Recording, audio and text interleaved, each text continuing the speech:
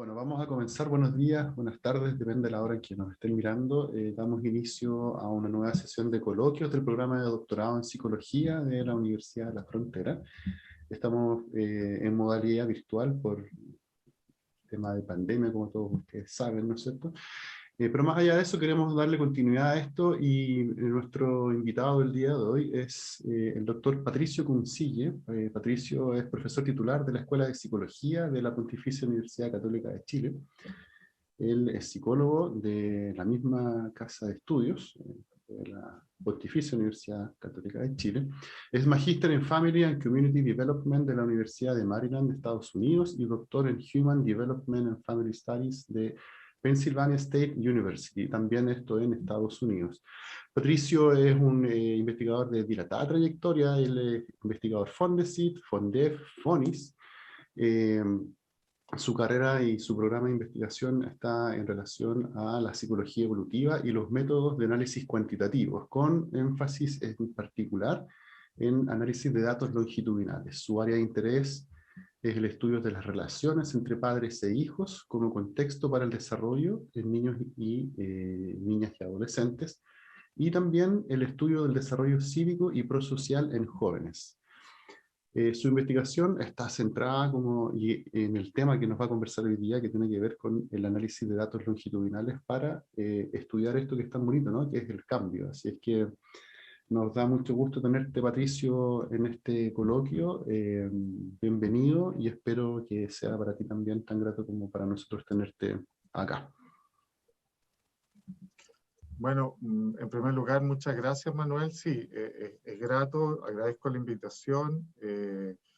Siempre es interesante poder compartir lo que uno hace con colegas, con estudiantes, en general, y no restringirse solamente a la universidad donde uno está afiliado.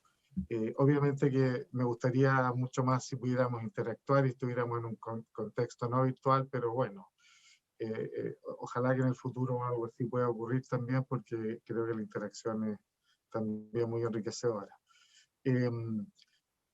Lo que voy a presentar hoy día es un tipo de análisis bien particular que se llama análisis de clases latentes y perfiles latentes, y es un tipo de análisis que permite analizar la heterogeneidad que puede existir en una población. Este tipo de análisis, este tipo general de análisis, quiero decir, que trata de analizar heterogeneidad en las poblaciones, son tipos de análisis que han proliferado mucho en el último tiempo, en distintos niveles. Es lo que en inglés se llama el análisis de las mixtures, las mixturas, ¿ya? Y tiene que ver justamente con esta idea de que las poblaciones que estudiamos no son homogéneas, ¿ya?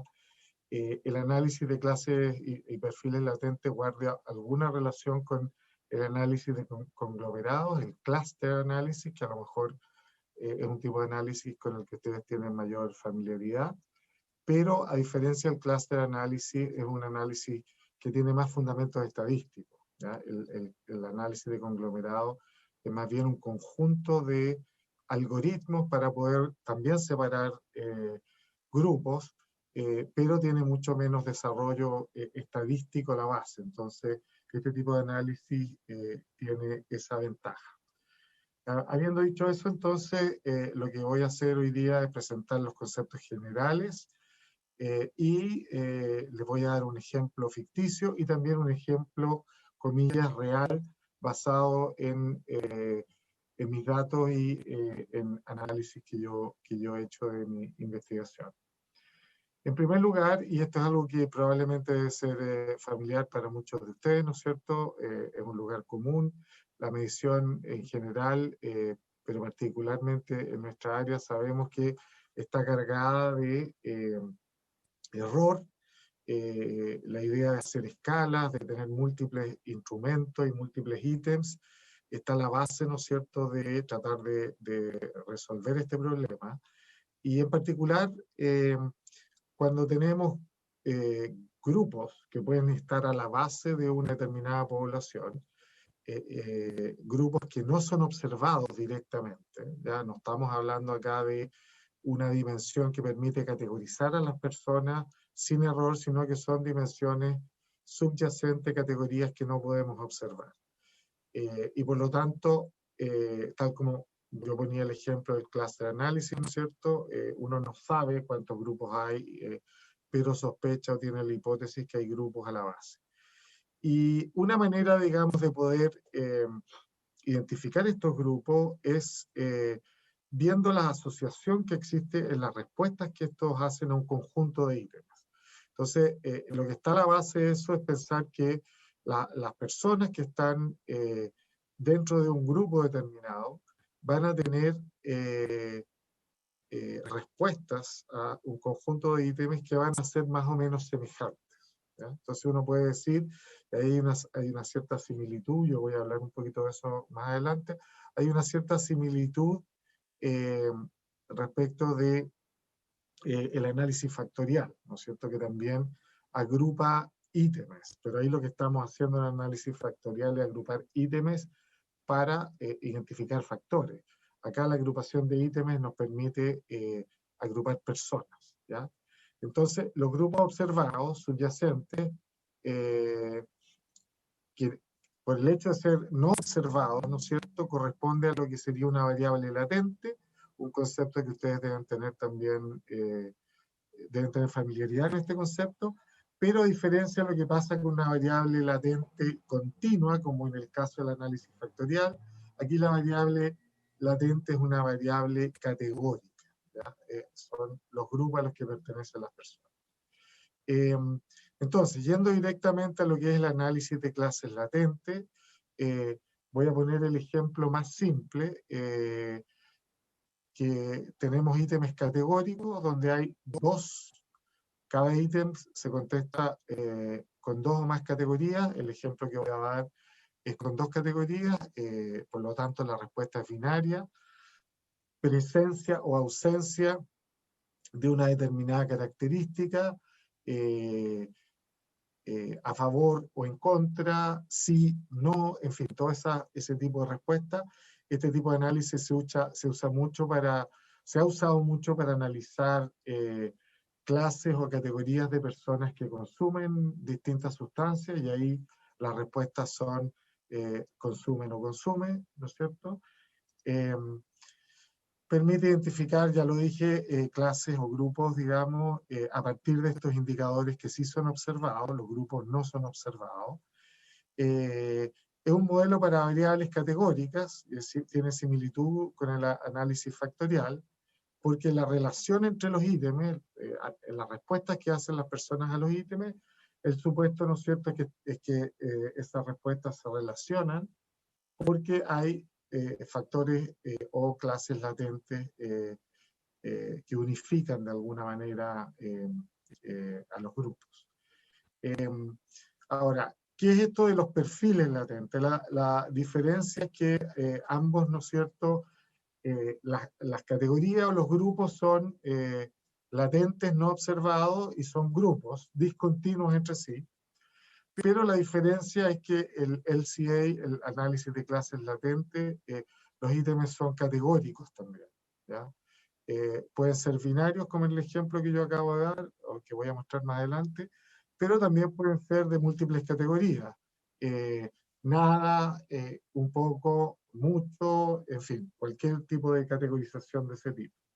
En cambio, cuando uno analiza perfiles latentes, latent profile analysis, los ítems pueden ser ítems continuos. Ya puedo tener o escalas o ítems que son medidos de manera continua, incluso ítems Likert si uno tiene suficiente cantidad de variabilidad y tiene suficientes categorías. Ustedes saben que aunque hay distintas aproximaciones a esto, sobre un cierto número de categorías, una escala Likert, si la distribución tiene ciertas características, puede ser tratada como una escala continua, ¿ya? Entonces esa es la distinción. Yo voy a hablar fundamentalmente de LCA y voy a dar un ejemplo al final de latent profile, con los mismos datos para ilustrar. Entonces esa es la distinción entre ambos, ¿ya? ¿Cuál es el modelo básico? ¿ya? El modelo básico tiene algunos supuestos. La pertenencia a las clases está asociada a la respuesta de los individuos, algo que ya he dicho. Yo puedo clasificar a todas las personas. Esta variable latente, que son la pertenencia a los grupos, tiene distintas categorías. Las categorías, las clases son mutuamente excluyentes y son exhaustivas. Ustedes recordarán, ¿no es cierto?, cuando uno hace análisis de categorías, de variables categóricas, estos dos requisitos son siempre uno de los primeros que se mencionan. Yo no puedo pertenecer a más de una clase o una categoría simultáneamente, en ese sentido son excluyentes, y son exhaustivas en el sentido de que todas las personas tienen que pertenecer a alguna clase o categoría, ¿ya? Se considera y entonces que las personas son homogéneas respecto al atributo que estamos midiendo. Esto, recuerden, no quiere decir que las personas son homogéneas en todo, ¿ya? Específicamente homogéneas respecto a lo que yo estoy midiendo. Por ejemplo, el ejemplo que les di respecto al consumo, si yo tengo una categoría persona no consume, las personas que pertenecen a esa categoría son homogéneas respecto al consumo. Si tengo una categoría que dice personas que consumen solamente sustancias legales, por ejemplo, alcohol y tabaco, las personas son homogéneas respecto al consumo de alcohol y tabaco, y no hay una persona que, por ejemplo, además, o un subgrupo dentro de esta categoría que consume marihuana o otra cosa, ¿ya? Y por la misma razón, las personas que pertenecen a una misma clase tienen la misma probabilidad de respuesta a un determinado ítem. La persona que pertenece a la clase no consumo tiene la misma probabilidad de respuesta. Dos personas que pertenecen a esa clase tienen la misma probabilidad de respuesta frente a un ítem de consumo. Las personas que pertenecen a la categoría consumo de sustancias legales tienen la misma probabilidad de responder a una pregunta: ¿consume usted tabaco? O una pregunta: ¿consume usted alcohol? O ¿consume usted marihuana? ¿Ya? Y también se da este concepto de independencia condicional o independencia local. Una vez que yo tomo en cuenta la categoría a la que pertenece la persona, por ejemplo, la clase a la que pertenece, por ejemplo, no consumo, cualquier relación que existía, por ejemplo, entre dos respuestas observadas, consumo de alcohol y consumo de tabaco, cualquier relación desaparece, no hay una relación en la respuesta a esos dos ítems, una vez que yo he tomado en cuenta que la persona pertenece a una categoría determinada. Eso es lo que se llama independencia condicional o independencia local. Y si ustedes piensan, no es distinto a lo que pasa con el análisis factorial. La única diferencia es que una vez que yo tomo en cuenta, ¿no es cierto?, que ambos ítems de un factor están relacionados con ese factor, el análisis factorial clásico dice que no hay relación residual entre esos dos ítems, ¿ya? Eso es una manifestación también de este principio de independencia condicional o independencia local. Entonces, de esa manera, dado un cierto número de clases, el programa estima probabilidades de respuesta como parámetros básicos: cuál es la probabilidad de responder a un determinado ítem, condicional a la clase a la que pertenece el sujeto, y divide la población, la muestra en este caso, en un cierto número de sujetos, o sea, la proporción o prevalencia de una determinada clase. Entonces se estiman fundamentalmente dos parámetros: probabilidad de pertenencia a las clases, porcentaje de la población, estimada por supuesto en una muestra, que pertenece a una determinada clase, y yo voy a poder decir hay un 60% de la población que pertenece a la clase no consumo, un 30% que pertenece a la clase consumo solamente de sustancias legales, 5% a la clase que consume sustancias legales y marihuana, etc. Y probabilidades de condicionales de respuesta. Probabilidad de responder a un determinado ítem, condicional a que yo pertenezco a una determinada clase. Es el modelo básico clásico. Por supuesto, yo puedo además introducir predictores, ¿ya? De pertenencia a clase. Y ahí yo puedo hacer un análisis de regresión donde puedo regresar las clases en determinados predictores. Y por lo tanto, dado que las clases son parte de una variable categórica, eso sería equivalente si tengo dos clases a hacer una regresión binaria, o si tengo tres o más clases a hacer una regresión logística, binaria dije logística binaria, o tres o más clases sería una regresión logística multinomial, ¿ya? Y voy a darles un ejemplo de eso también. Entonces los parámetros básicos son los RO, probabilidad de respuesta a un ítem condicional a la pertenencia a una determinada clase, gamma, probabilidad de pertenecer a una clase determinada, y por supuesto coeficientes beta o coeficientes de regresión para predecir pertenencia a clase, que yo también esto los puedo expresar como odds ratios, dado que las clases, digamos, son categóricas y yo voy a predecir pertenencia a clase, ¿ya? Ahora, este es un tipo de terminología que se usa bastante, pero ustedes van a ver, se pueden encontrar con distintas designación de los parámetros, porque de repente hay distinta manera de parametrizar, digamos, este tipo de modelos. Pero este es el que yo voy a usar acá. Entonces les voy a hacer una ilustración y después les voy a dar un par de ejemplos. Para usar un ejemplo bastante contingente, yo puedo pensar que la creencia respecto a las vacunas está basado, ¿no es cierto?, en posturas que tiene la gente como en general. Entonces, si yo tengo tres ítems, las vacunas son beneficiosas, si no, los niños siempre deberían ser vacunados, si no, y las vacunas rara vez causan reacciones adversas, si no, yo puedo pensar, ¿no es cierto?, que hay tres categorías o tres clases, ¿ya? Digo pensar, aunque en realidad lo que uno hace siempre es, puede uno partir con una idea, pero uno va a evaluar empíricamente la cantidad de clases. Ese es uno de los desafíos, y esto es similar, nuevamente haciendo el paralelo con el análisis factorial exploratorio, donde uno puede tener una idea de un cierto número de clases, pero uno explora cuánto es el número de factores, quiero decir, más apropiado para resumir los datos.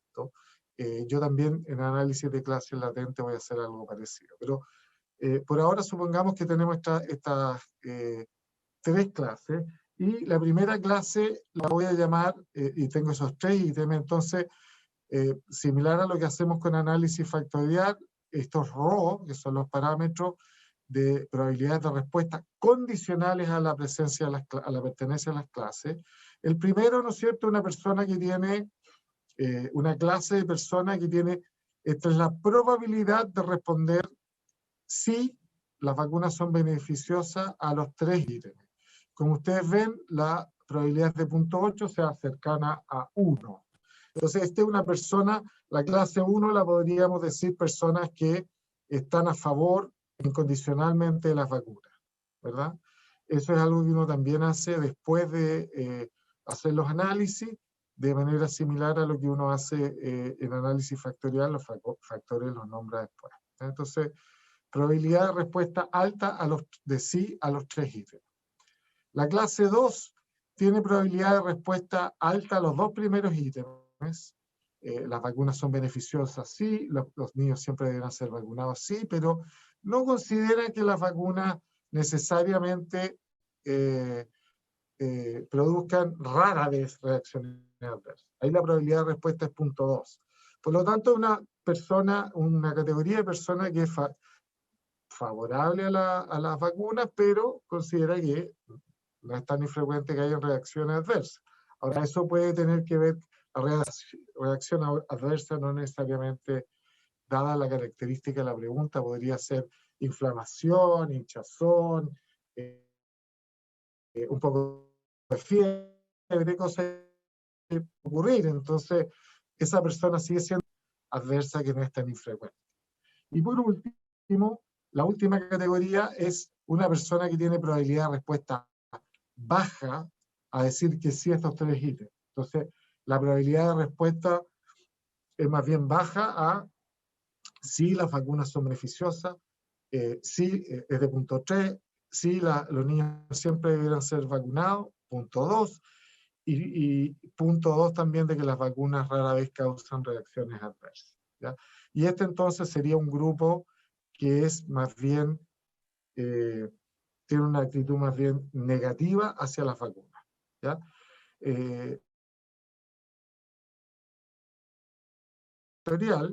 Aquí, estas 3 probabilidades, ¿ya? Si esto fuera un análisis factorial, esto sería negativo, ¿ya? No sería bueno porque tiene cargas bajas. Pero acá lo que uno espera es que las probabilidades de respuesta sean cercanas a 1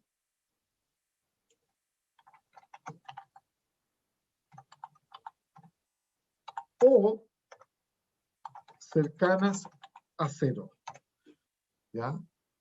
Porque, recuerden, aquí tenemos ítems dicotómicos, entonces ítems cercanos a 0 también me están dando información acá.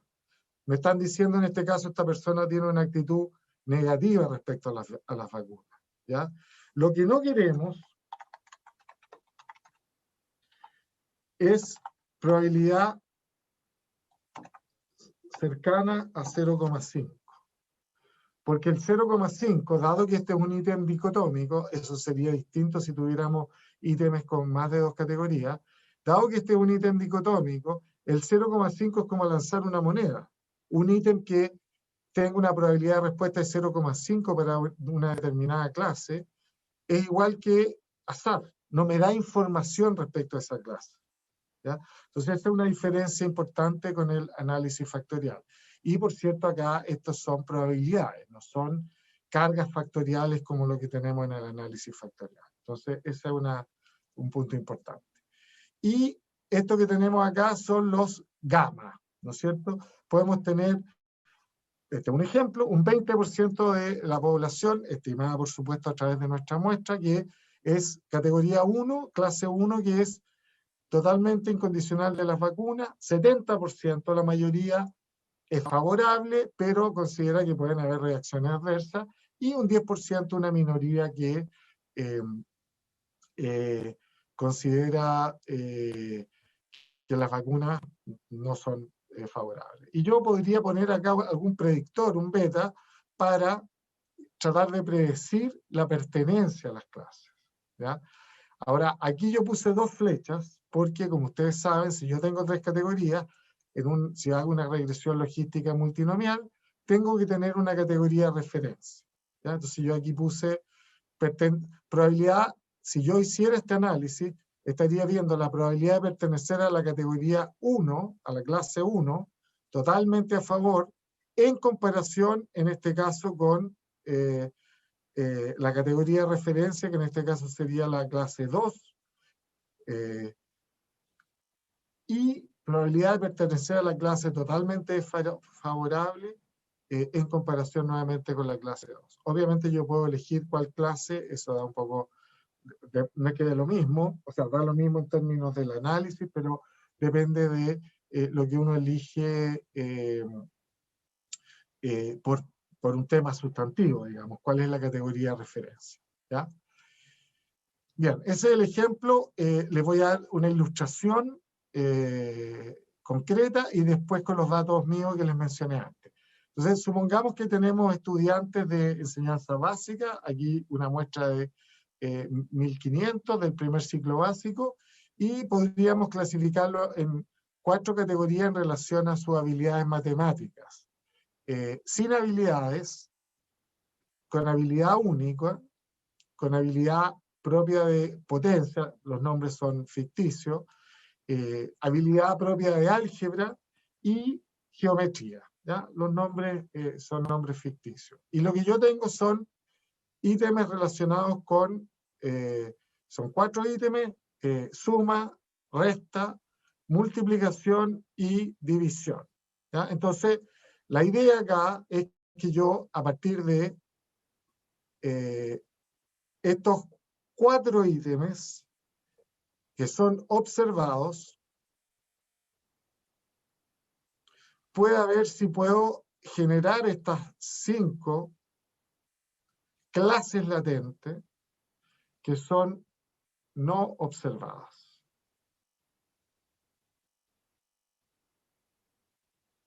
Sobre la base de la base de responder correctamente o no estos 4 ítems. ¿Ya? Ustedes ven, acá tengo solamente 4 ítems y estoy tratando de ver 5 clases. Eso no es atípico. ¿Ya? Obviamente, mientras más ítems tengo, yo más información tengo disponible para generar las clases, pero también una cantidad muy alta de ítems genera mayores dificultades porque lo que es este tipo de análisis en el fondo es, piensen ustedes en una tabla multidimensional. En este caso, si yo tengo 4 ítems de respuesta, si yo tengo 2 ítems y son de respuesta dicotómica, voy a tener una tabla de 2×2. Yo la puedo visualizar en un plano. Si yo tengo 3 ítems, tengo una tabla de 2×2×2. Y ahí necesito una tercera dimensión. Y si tengo, en este caso, 4, 2×2×2×2, necesito múltiples dimensiones. ¿Ya? Y eso, aparte, digamos, de ser difícil de visualizarlo, tiene además el problema de que muchas veces las combinaciones, esta tabla multidimensional, va a tener celdillas vacías. Y si ustedes recuerdan de sus clases de chi cuadrado, cuando uno tiene celdillas vacías o con baja frecuencia, muchas veces se dice 5 menos, eso tiene problemas en la estimación. Acá ocurre algo similar. ¿Ya? Entonces, si yo tengo muchos ítems, podemos entrar en problemas de estimación de esa naturaleza. En este ejemplo, ¿ya? Que es hipotético, yo ahí tengo la clase sin habilidad, y fíjense que acá el gráfico, ¿no es cierto?, tiene la barra que divide, está en 0,5, ¿ya? Porque la respuesta no está en 0, digamos, el eje horizontal, está acá, porque esto justamente es lo no informativo. Cualquier cosa, cualquier probabilidad de respuesta sobre 0,5 o bajo 0,5 es informativo. Entonces, sin habilidad tiene una probabilidad de respuesta prácticamente 0. ¿Ya? No es capaz de responder ninguno de los ítems. Habilidad única tiene un RO, estos son los RO, de casi 0,9, 0,87 de responder solamente suma. ¿Verdad? Potencia es capaz de responder alto, suma y resta. Álgebra tiene alta probabilidad de responder a los 3 ítems de suma, resta y multiplicación. Y geometría tiene alta probabilidad de responder a los 4. ¿Verdad? Entonces aquí, obviamente un ejemplo hipotético, pero ilustra clarito, digamos, de lo que uno llamaría un ejemplo de libro, ilustra clarito, digamos, una muy buena, muy buena categorización con probabilidades de respuesta clarísimas. ¿Ya? De más está decir que este ejemplo es muy bueno porque es hipotético, pero en la práctica siempre se da de una manera un poco más jaspeada, un poco más, digamos, matizada. Por eso les voy a mostrar un ejemplo enseguida. Pero antes de ir al ejemplo, les voy a primero ilustrar cuáles son... esto, bueno, esta es la proporción, ¿no es cierto?, el gamma, proporción de la población. Ahora sí estamos en 0, porque podríamos tener 0 en una categoría, proporción de la población estimada a partir de la muestra. 25% aproximadamente sin habilidad, casi 30% tiene habilidad única, 20% habilidad de potencia, que son 2 habilidades, 19% con álgebra, que eran las 3 primeras habilidades, y alrededor de un 6% con geometría, que es la más avanzada. En este caso, además, ocurre, no siempre es así, pero en este caso ocurre que uno además tiene las clases ordenadas, ¿ya? Porque es conocimiento, entonces va desde menos conocimiento, a más conocimiento. Pero obviamente eso no siempre ocurre así, ¿ya? Este es un caso particular. Entonces, lo que les había dicho antes es que vamos a ver primero los pasos. Los pasos son estimación de modelo con diferentes números de clases, de nuevo haciendo el paralelo con análisis factorial. Yo puedo estimar un análisis factorial exploratorio con 2, 3, 4 clases, ¿no es cierto? De ahí tengo que seleccionar un modelo que mejor represente los casos. Y ahí hay distintos criterios de comparación. Como los modelos no son estrictamente anidados, ¿ya?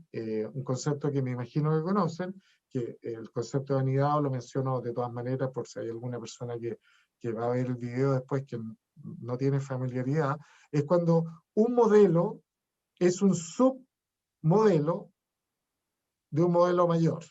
Y que sea un submodelo quiere decir que, por ejemplo, tiene algunos parámetros fijos, en tanto el otro modelo los tiene libres, ¿ya? Como en el modelo que tiene los parámetros libres, esos parámetros pueden asumir cualquier valor en comparación con el modelo que tiene los parámetros fijos.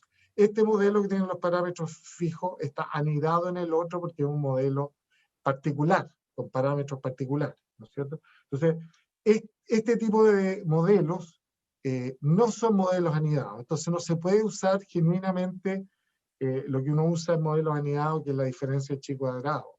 Además que hay algunos problemas con eso. Entonces, lo que se usa, ajuste relativo, AIC y BIC.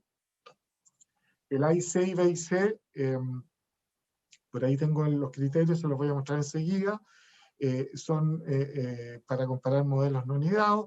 Hay algunos criterios estadísticos que se han desarrollado, que también los voy a mencionar.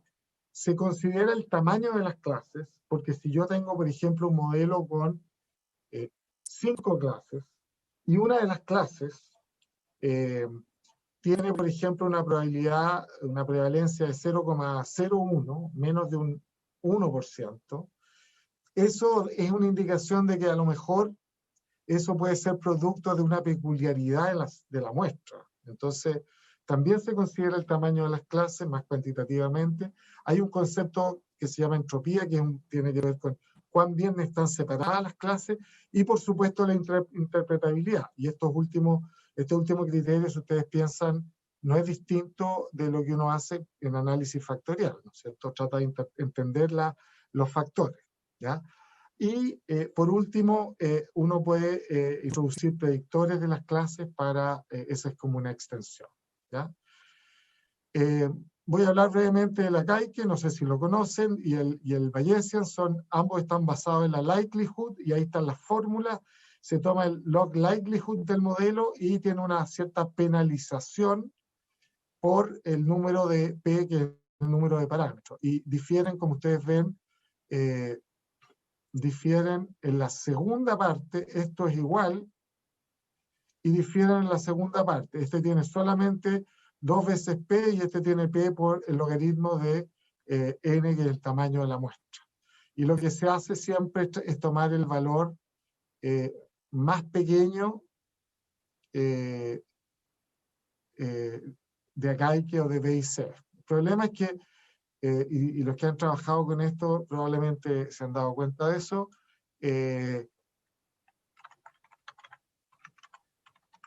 estos dos indicadores no siempre coinciden. A veces el BIC generalmente tiende a converger a un valor más pequeño, más rápido que la IC. Entonces se dice que el BIC tiende a subextraer clase, en tanto la IC sobreextrae, ¿ya? Como cuando uno dice sobreextrae factores. Entonces, en general, digamos, el BIC tiende a ser privilegiado, porque Por lo menos es mi opción y algunos autores lo privilegian, aunque no siempre es así, digamos, cuando estos no coinciden. Pero también hay que tomar en cuenta los otros indicadores, ¿ya? Los indicadores estadísticos son esto que a lo mejor ustedes también lo han visto en otro contexto, el Low-Mendel-Rubin, que está basado también en el Likelihood Ratio Test, el Vuong, Low-Mendel-Rubin, y el Bootstrap Parametric Likelihood Ratio Test. Y eso lo que hacen es comparar modelos con K número de clases con el modelo con K-1 número de clases. Cuando hacen, si ustedes conocen el bootstrapping, estos dos hacen más o menos lo mismo, estos tres quiero decir, que en el fondo hacer como una distribución empírica y comparar las probabilidades de las distribuciones empíricas de los modelos con K y K-1 clase, ¿ya? Entonces, cuando la diferencia entre K y K-1 es significativa, quiere decir que el modelo con K clases es mejor que el modelo con K-1. Cuando el P no es significativo, quiere decir que agregar una clase más no está aportando y por lo tanto uno debiera quedarse con el modelo con K-1. En mi opinión, en mi experiencia, estos no funcionan demasiado bien todavía. De manera que no pueden, uno podría decir, bueno, pero si son estos estadísticos, quedémonos con eso y olvidémonos de todo lo demás. La verdad es que no funcionan todavía de manera tan unívoca y por lo tanto a veces puede ocurrir que privilegian un modelo y uno ve ese modelo con, digamos, K5 clases versus el modelo con K-1, 4 clases, y uno ve que el modelo de K5 tiene una clase que es, tiene dos clases que son muy parecidas y que son similares a una clase del modelo con 4. Por lo tanto, no tiene mucho sentido, aunque estadísticamente nos esté diciendo este es el modelo, digamos, más apropiado, ¿ya? Entonces, ahí es donde uno tiene que combinar los criterios, ¿ya?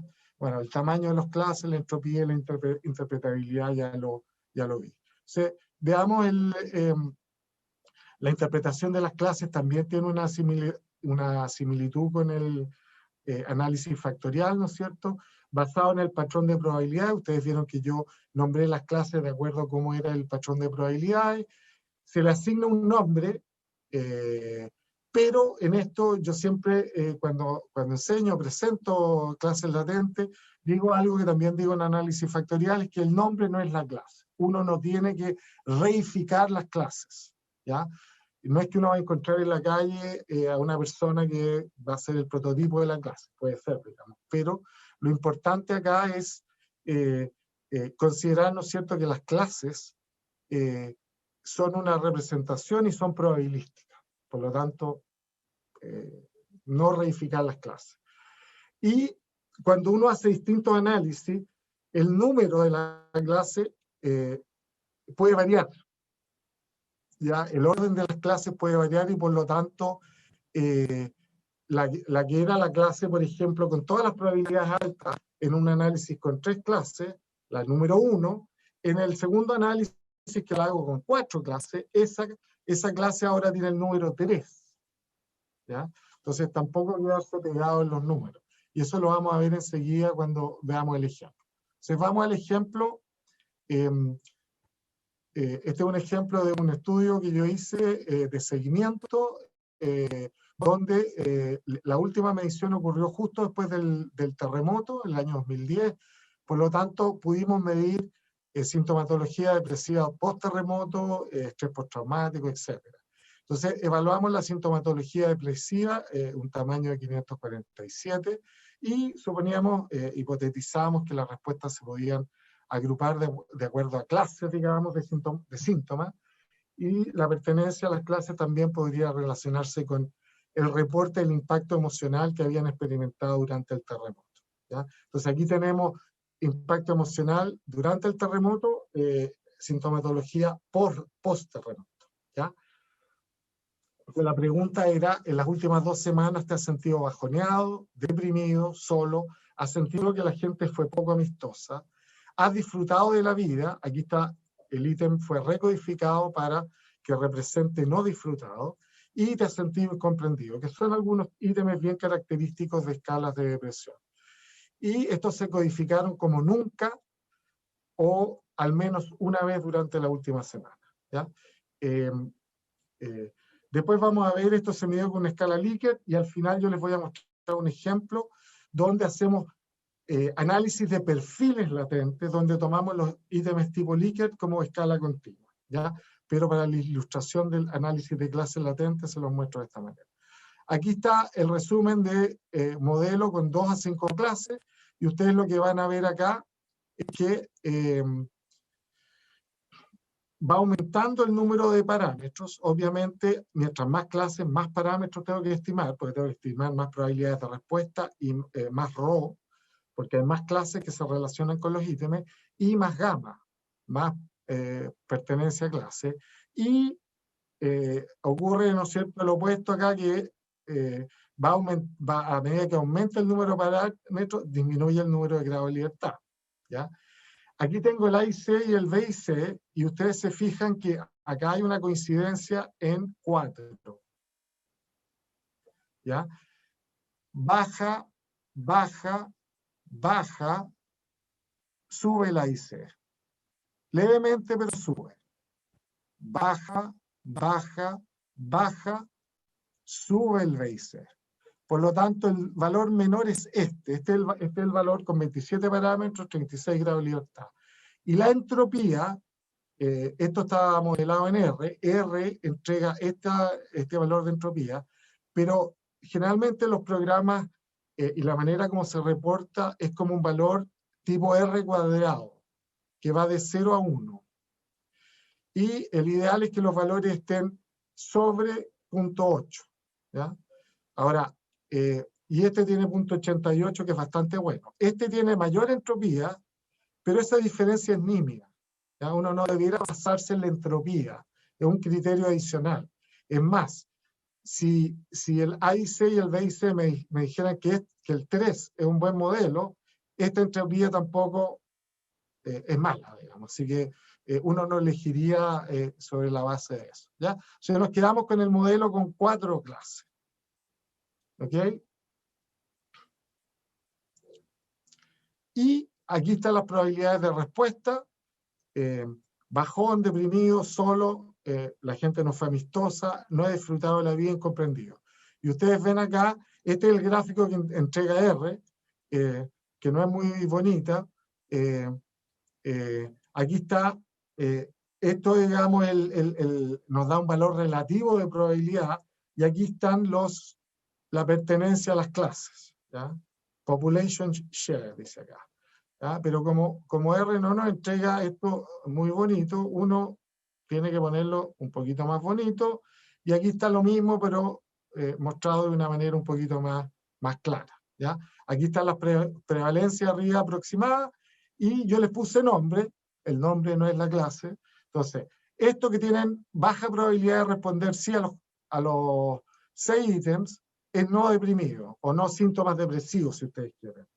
Poco deprimido tiene alta probabilidad de decir que está bajoneado, sobre 0.9, y casi 0.7 de sentirse deprimido. ¿Ya? Ese es como síntomas puros. ¿Ya? Después hay una categoría que llamé problemas interpersonales, porque lo único que tiene alto es que sintió casi 1, que la gente era poco amistosa, no amistosa, y además se sintió, o sea, tenía una probabilidad, no es que se sintió, son probabilidades. Entonces, probabilidad muy alta de sentir que la gente fue poco amistosa, y alta, mayor que 0,5, de sentirse incomprendido. Y al que llamé muy deprimido, o con sintomatología depresiva alta, tiene todas las probabilidades sobre 0.75, excepto la de no haber disfrutado de la vida. O sea, esta es una persona que manifiesta síntomas depresivos claramente, pero aún así se siente que puede disfrutar de la vida. Y ahí ustedes están viendo la prevalencia. Afortunadamente, la mayoría, casi el 65%, no están deprimidos. Estos son adolescentes, recuerden. 17% se siente con sintomatología clásica. 6% sintió que la gente era no amistosa o incomprendido, y solo un 13%, que igual solo, digamos, pero no es menor, 13% que tienen sintomatología depresiva, ¿ya? Y esto entonces ahora, yo puedo tratar de predecir la pertenencia a las clases. El ideal es hacerlo dentro del modelo, no clasificar. La gente que desarrolla este tipo de modelo es muy clara, digamos, en que una mala política tomar, digamos, la clasificación y asignarle el grupo a las personas, porque eso conlleva error, a menos que la probabilidad posterior de clasificación sea muy alta. Vale decir, que una persona tenga probabilidad de pertenecer a una clase de 0.90, ¿ya? Porque incluso, en este caso, son 4 clases. Si yo tengo una probabilidad de 0.5 de pertenecer a una clase, y las otras tengo 0.3, 0.2, 0.1, ¿ya? Eso es poco. Las otras yo voy a decir, ya, la voy a asignar a la clase, digamos, que tiene 0.5. Pero tiene probabilidad 0.5 de pertenecer a alguna de las otras clases. Entonces, si yo hago eso, estoy introduciendo mucho más error. Entonces, se puede hacer este tipo de análisis dentro del sistema, introduciendo la incertidumbre, la probabilidad, digamos, de pertenecer a las clases. Entonces, acá, ¿qué es lo que voy a hacer?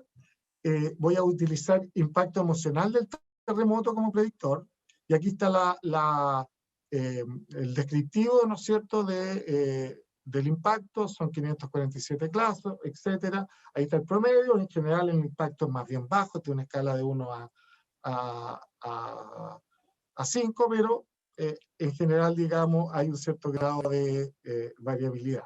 Perdón, no es de 1 a 5 porque están sumados varios, digamos, pero en general tiene un rango que es aceptable, a pesar de que su distribución no es muy simétrica. Bueno, pero vamos, lo primero que uno debiera hacer es comparar los modelos con y sin predictores. Aquí a la izquierda está el modelo que les mostré antes, con predictores, sin predictores, y acá está el modelo sin predictores. Esto es súper importante porque al introducir predictores, los predictores son información para las clases y por lo tanto puede variar. Pero ustedes ven que en general hay algunas variaciones. Las clases son más o menos iguales. Lo que sí cambia es el orden. ¿Se fijan lo que les decía antes? Esta era la 1 o la 4, depende de cómo uno la mire, y ahora es la 3. Esta, que es la de no deprimido, sigue siendo la 1 y las probabilidades siguen siendo bajas. Entonces, esto es un buen indicador de que no. Igual, por ejemplo, si ustedes comparan esta con esta, el patrón es más o menos el mismo, pero las probabilidades cambiaron un poco, ¿ya? Lo importante es que el patrón se mantenga similar, porque si no el significado de las clases cambia, ¿ya? Y por último, la predicción está acá, y aquí puse las clases que estamos usando para la predicción para que lo podamos interpretar. Este es un análisis de regresión logística, donde la clase 1 es la clase de referencia. Entonces, aquí estoy comparando la 2 con la 1, ¿ya? Poco deprimido con problemas interpersonales. La 1 es esta, perdón, es la de problemas interpersonales. Lo voy a poner acá para que no se confunda, ¿ya? Entonces, esta está comparando poco deprimido, que es esta, con esta, ¿ya? Y ustedes ven que ahí no hay diferencia. El impacto emocional no genera ninguna diferencia. Pero si yo comparo la 1, la 3, con la 1, sí hay una diferencia, ¿ya? Este valor es 0,69, es el coeficiente de regresión, es positivo, lo que significa que los odds de pertenecer a la clase muy deprimido, en comparación con la clase que solamente manifiesta problemas interpersonales, es más alta, ¿ya? Y es significativo. Y este coeficiente de regresión yo lo puedo transformar después en un odds ratio para ver después cuánto más alto es el odds de pertenecer a la clase muy deprimido versus la clase problemas interpersonales como función del impacto. Y acá está la clase 4, que es esta, comparada con la clase 1 nuevamente, y acá el odds ratio, o el coeficiente de regresión, es negativo. Lo que quiere decir que a mayor impacto, menor es la probabilidad de pertenecer a la clase no deprimido en comparación con la clase problemas interpersonales. ¿Ya? O sea, ese es un ejemplo de la comparación. O sea, para terminar, este es el mismo, son los mismos datos, pero acá utilicé las escalas y calculé perfiles, ¿ya?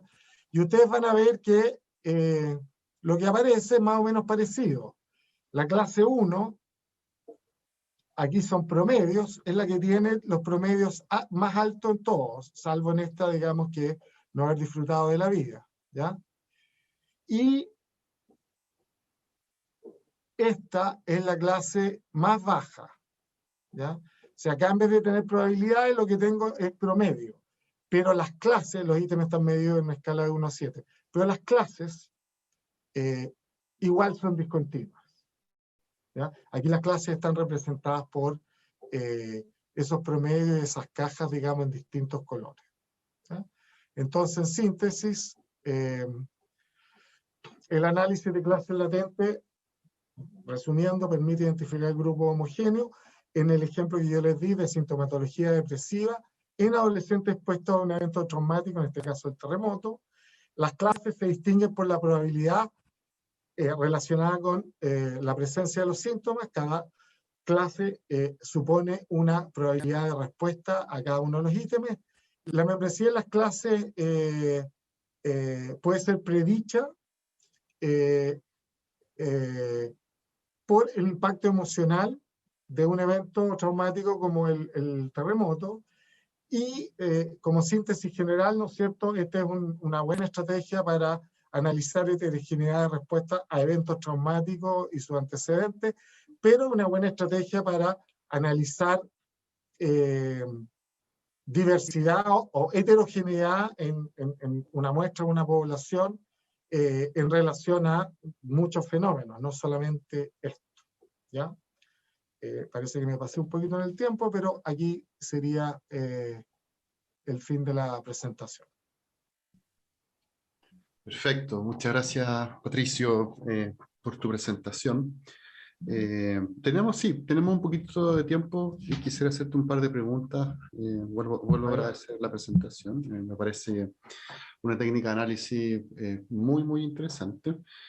Y estoy tratando de ponerme en los zapatos de los estudiantes, ¿no es cierto? Y las típicas preguntas que hacen los estudiantes cuando uno tiene que hacer esto. Entonces, tú hablaste de varias cosas, muchas, y quiero hacerte una pregunta que es bien simple. Primero, siempre sabemos que cuando hacemos análisis estadístico el tamaño de la muestra es una variable relevante, ¿no? O sea, pensamos que mientras mayor es el tamaño de la muestra, los análisis en general funcionan mejor. Por ejemplo, en SEM uno le dice a los estudiantes de 200, 250 para arriba, y siempre hay una estimación ahí.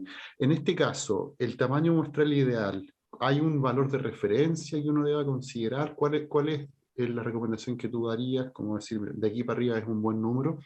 O en el caso de este análisis particular, el tamaño de la muestra no es tan relevante.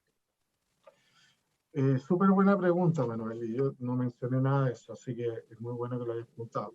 Aquí ocurre algo parecido con lo que ocurre con la recomendación que tuviste, que tú mencionaste respecto a SEM, ¿no es cierto? Si bien es cierto, uno puede decir 200 casos, ese es un número razonable,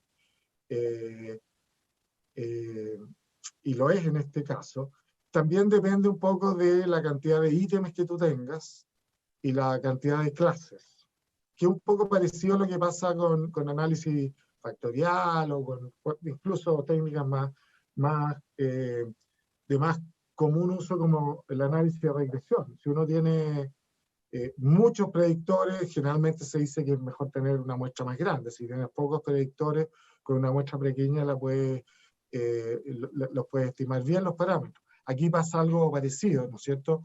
Yo me iría con tu sugerencia 200, 250 como mínimo, con la salvedad que dependiendo de la complejidad del modelo puede ser necesario más. ¿Ya? Y también con el comentario, la otra salvedad es que si uno también aumenta mucho el tamaño de la muestra, ocurre, ¿no es cierto?, lo mismo que ocurre en los modelos de ecuaciones estructurales, que hay mayor probabilidad de que haya desajuste porque el tamaño muestral, digamos, opera en contra de, o sea, desajustes pequeños de repente en tu modelo llevan a rechazar, digamos, el calce entre los datos, digamos, y el modelo. Entonces, también hay que balancear un poquito eso. ¿Ya? Perfecto, Patricio. Y en relación a otra cosa que tiene que ver con el número de ítems, porque tú ahí nos mostraste unos ejemplos, el primer ejemplo que tú nos mostraste tenía 3 ítems, ¿no es cierto?, en relación al ejemplo de las vacunas. Luego nos mostraste uno que tenía 4. Y el último, el de la sintomatología depresiva, creo que tenía 7. Hay un número de ítems recomendados también, porque por lo general las escalas que se suelen aplicar en psicología, algunas son de larga extensión, ¿no es cierto? Tienen muchas preguntas. ¿Cómo se puede resolver eso? Claro. Mira, de nuevo, los ítems son información, como dije antes, y depende también de cuántos grupos hay. Mientras más grupos, mientras más clases, más ítems son necesarios, digamos, porque si tú tienes muy pocos ítems, vas a tener poca información. Claro. Pero en esto pasa algo parecido al análisis factorial, como la lógica, ¿no es cierto? Si tú tienes, se dice, factores robustos, que saturan bien en los ítems, tú puedes zafar, ¿no es cierto?, con un mínimo de 3 ítems por factor. ¿Ya? Si son buenos ítems y esos ítems cargan bien, con 3 ítems por factor estás al otro lado, ¿no es cierto? Si tienes malos ítems, si tienes 10, 15, 20, 30 ítems por factor, tampoco te va a ayudar mucho. Aquí pasa algo parecido. Lo ideal es tener buenos ítems, pero lo de buenos ítems es un tema de medición y también depende de lo que estés estudiando.